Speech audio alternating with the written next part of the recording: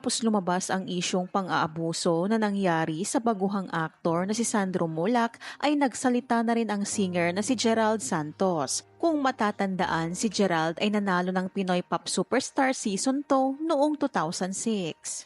Sa pamamagitan ng isang Instagram post, ibinahagi ni Gerald ang isang larawan kung saan makikita ang mag-amang Ninyo at Sandro Mulak. Sa caption ng larawan, inihayag ni Gerald ang pagsuporta sa batang aktor sa ipinaglalaban nitong hustisya laban sa dalawang independent contractors ng GMA Network. Ayon kay Gerald, hindi niya mapigilan ang maiyak sa pag-alala sa kanyang sinapit noon na nangyari rin kay Sandro. Hindi niya umano nakamit ang hustisya dahil wala siyang boses noong araw at wala pang social media na maaari niyang maging kakampi tulad ng isang samahan na tinatawag na Me Too.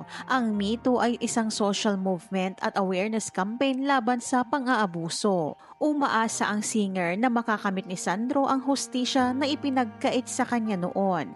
Ayon mismo kay Gerald, ang dami nagme-message, nagtatag sa akin about this issue. Nagbalik ang sakit sa akin at hindi ko maiwasan maluha to imagine ang sinapit niya.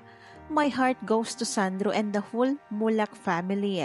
I was once in this situation but back then wala kang boses, walang social media, unlike ngayon na nagkaroon na ng Me Too movement. But I will hold my head up high for standing up amidst tremendous pressure to just let go of what happened. I hope he gets the justice I was once denied of. Kung matatandaan, contract artist noon si Gerald sa GMA Network pero nagtaka ang marami niyang tagahanga dahil bigla na lamang ito nawalan ng mga proyekto sa nasabing network.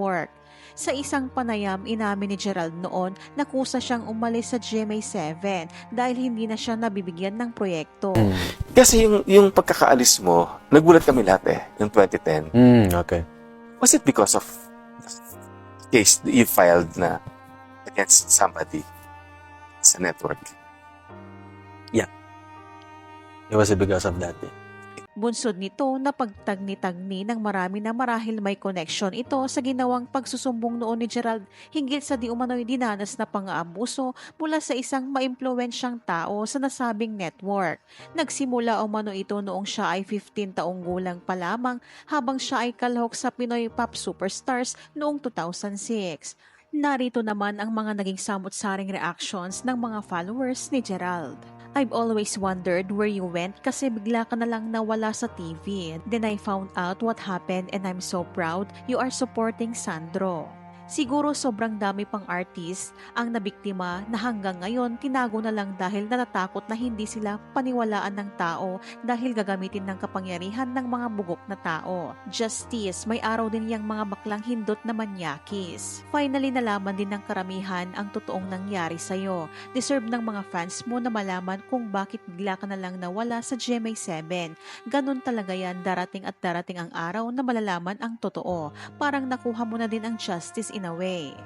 OMG, I'm so sorry. Sana si Sandro na ang tuluyan makapagbukas ng hustisya para sa lahat at para wala nang susunod pang mabiktima. I'm sorry to what happened to you too. May God heal you and bless you and your family as you try to move forward.